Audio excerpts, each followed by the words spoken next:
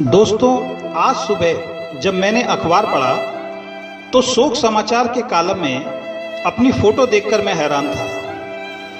इसमें लिखा था कि मैं मर गया हूं। लगता है किसी ने कोई भद्दा मजाक किया है। लेकिन रुको, थोड़ा सोचता हूं। अरे हाँ, पिछली रात को ही मेरे सीने में बहुत तेज दर्द हुआ था। मैं पसीने से तरबतर हो गया था और उसके बाद मुझे कुछ याद नहीं। हाँ, शायद मैं गहरी नींद में सो गया था। अरे सुबह के 8 बज गए हैं। लगता है आज ऑफिस में फिर लेट हो जाऊंगा। आज फिर चिड़चिड़े बॉस का भाषण सुनना पड़ेगा। पर यह क्या, मेरे ड्राइंग रूम में से इतने लोगों की आवाजें क्यों आ रही हैं? अरे यहां तो बहुत भीड़ है। ये सब लोग रो क्यों रहे हैं? ये क्या, मेरा शरीर सफेद कपड़ों में लिपटा जमीन पर क्यों पड़ा है? मैं यहां हूं, मैं चिल्लाता हूं, कोई इधर देखो, देखो मैं इधर हूं। पर यह क्या, कोई ध्यान क्यों नहीं दे रहा? ना ही कोई मेरी आवाज सुन पा रहा है। हर कोई बस रोती हुई आंखों से मेरे शरीर को देख रहा है। मैं अपने कमरे में वापस आ जाता हूं। बाहर कोहराम मचा हुआ है। ये क्या, मेरी बीवी रो रही है? वो बहुत दुखी और उजड़ी सी दिख रही है। मेरे बेटे और बेटी भी रो रहे हैं। मेरी मां भी जोर जोर से रो रही है। लगता है मैं मर गया हूं। नहीं, मैं कैसे मर सकता हूं? अपनी बेटी और बेटे से ये कहे बगैर कि मैं उनसे बहुत प्यार करता हूं और मैं उनका बहुत ख्याल रखता हूं। मैं कैसे मर सकता हूं अपनी बीवी से ये कहे बगैर कि वो दुनिया की सबसे खूबसूरत और ख्याल रखने वाली बीवी है? कैसे मर सकता हूं मां बाप से ये कहे बगैर कि वो हैं तो मैं हूं?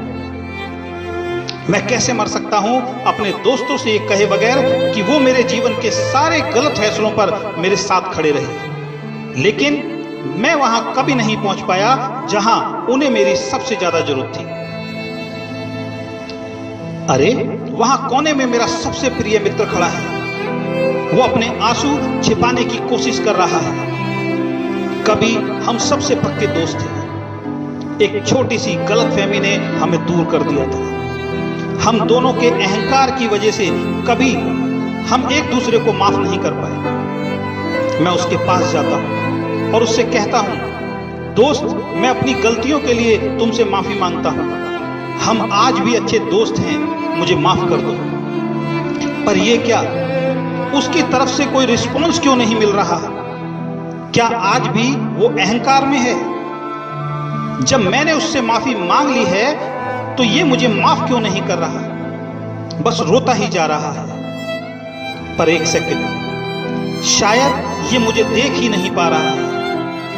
तो क्या मैं सच में मर गया हूं? जमीन पर लेटे मैं अपने शरीर के पास बैठ जाता हूं। क्या करूं, कैसे करूं, किसे पुकारूं?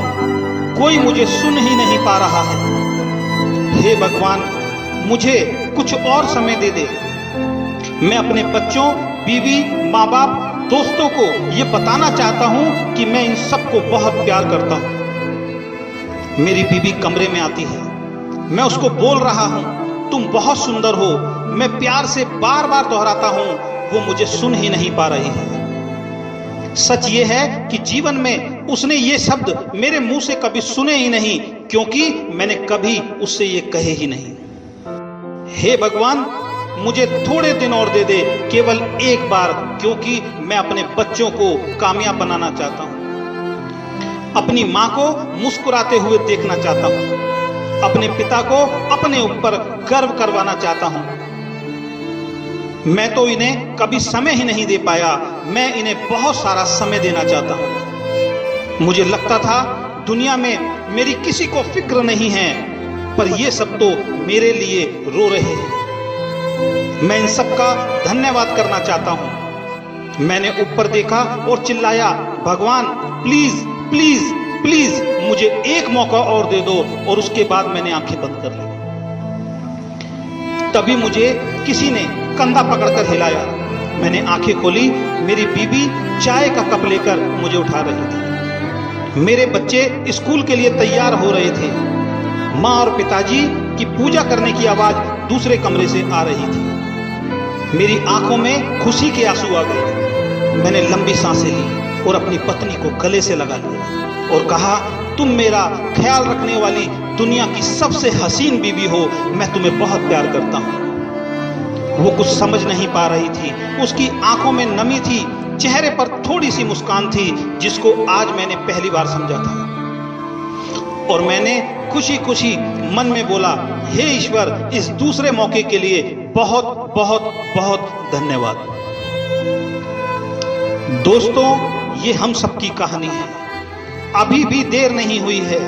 अपने झूठे अहंकार, अतीत के पुराने विवाद और मतभेदों को बुलाकर अपने प्रियजनों और मित्रों से खुलकर प्यार करो और सभी झगड़ों और मन मुटाव को भुलाकर एक नए जीवन की शुरुआत करो, क्योंकि मेरी तरह आपको दूसरा मौका शायद नहीं मिलेगा। जिसने भी ये कहानी लिखी उसको बहुत बहुत धन्यवाद, और जिसने मुझे व्हाट्सएप पे ये कहानी भेजी उसको भी बहुत बहुत धन्यवाद। अगर आपको ये कहानी अच्छी लगी तो ज्यादा से ज्यादा अपने मित्रों को शेयर करें।